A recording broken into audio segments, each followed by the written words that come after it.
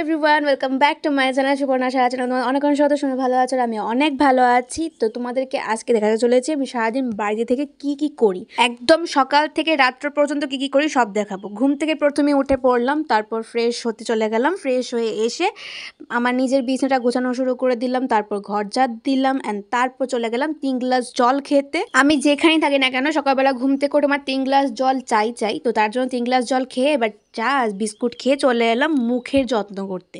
সপ্তাহে 2 দিন কলেজ বন্ধ থাকে, রবিবার দিন তো এমনিও সাপ্তাহিক বন্ধ থাকে, আর এমনিতে শনিবার দিন বন্ধ পাই। তো সেই দিন বাড়িতে থাকি, আর সেদিন বাড়িতে থেকে মানেই হচ্ছে আমার ঘুম আর খাওয়া। তো আমি আজকে ব্লগের মধ্যে দেখতে পারবে যে আমি সারাদিন খাচ্ছি আর ঘুমাচ্ছি, এছাড়া আমার কোনো কাজই নেই। তো এখন মুখের মধ্যে প্যাক মেখে চলে গেলাম ঘর মুছতে, কারণ এটা শুকাতে 5 মিনিট সময় লাগে। তো এটা ধুয়ে চলে এলাম টিফিন করতে, কারণ কি সকালবেলা মামনি পরোটা আর ডিম আমলেট করেছে। এবার টিফিন করে মামনির সাথে বসে পড়লাম শুকিয়ে যাওয়া সিমগুলির বিচি বের করে নেওয়ার জন্য।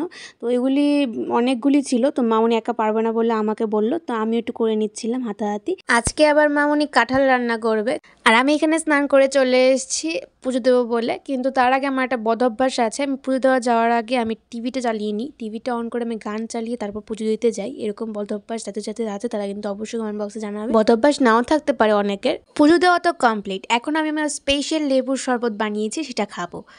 তা এখন তো খাওয়ার সময় হয়ে গেছে, এখন ভাত খেতে বসবো।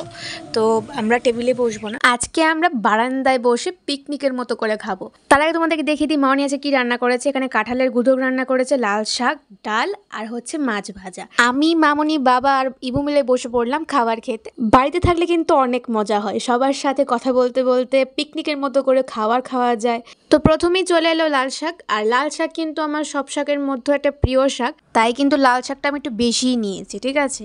তো লাল শাকটা খেয়ে কিন্তু অনেক মজা লাগলো, কারণ অনেক দিন পরে খেয়েছি, অনেক ভালোও লেগেছে। আর এখন চলে এলো মাছ ভাজা, আর তার সাথে হচ্ছে মাছের তেল আর ডাল থাকলে আমার অন্য কিছুই লাগে না। এখন চলে এলো গুদক, যেটা বললাম কাঁঠাল দিয়ে রান্না করেছে। সাধারণত ট্রাইবেলের এই খাবারটা বেশি খেয়ে থাকে, কারণ এটার মধ্যে তেল মশলা কম থাকে। আমরা এই রান্নাটাকে গুদক বলে থাকি, অন্যরা রান্নাটাকে অন্য কিছু বলতে পারে। তো এখন চলে এলো টক ডাল। ভাত খাওয়া শেষ, এখন বৌমনি আবার পেঁপের ভর্তা করেছে। তো সেটা খেয়ে এত ঝাল লেগেছে, আমরা সহ্য করতে না পেরে আমাদের দুজনের তরমুজ খেতে লেগেছে, কারণ মুখ দিয়ে এত ঝাল ছিল, মুখ দিয়ে পুরো লালা বেরিয়ে গেছে। তো এই তরমুজটা খেয়ে একটু রিল্যাক্স লাগলো, অনেকটাই রিল্যাক্স লাগলো, কারণ এত ঝাল হয়েছিল। আর সত্যি বলতে টেস্টও হয়েছিল, কিন্তু ঝালটা বেশি হয়েছিল। তো এখন আমরা সবাই মিলে একটু গল্প করছিলাম, বিকেল হয়ে গিয়েছিল। আর একটা কথা বলতে বলিনি, বিকেল এই গল্প করার আগে আমি একটু ঘুমিয়ে নিয়েছিলাম, তো ঘুমানোর ভিডিওটা আর করা হয়নি। তো হাত মুখ ধুয়ে এখন চলে এলাম সন্ধ্যা পুজো দিতে, সন্ধ্যা পুজো দেওয়া ডান। এখন বাবা নিয়ে চলে এলো সিঙ্গারা। তো এখন এই সিঙ্গারা চা নিয়ে বসে গেলাম টিভি দেখতে। তো টিভি দেখতে দেখতে সিঙ্গারা চা খাওয়ার পর এখন আমি বসে গেলাম প্র্যাকটিক্যাল নিয়ে বসে পড়লাম। এই প্র্যাকটিক্যাল লেখা কখন শেষ হবে আমি নিজেও জানি না, তো প্র্যাকটিক্যাল লেখা স্টার্ট করেছিলাম।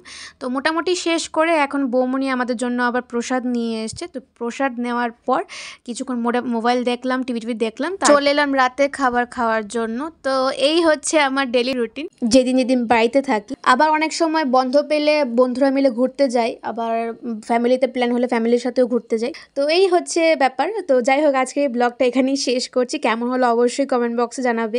আবার দেখা হচ্ছে আর একটা ব্লগে।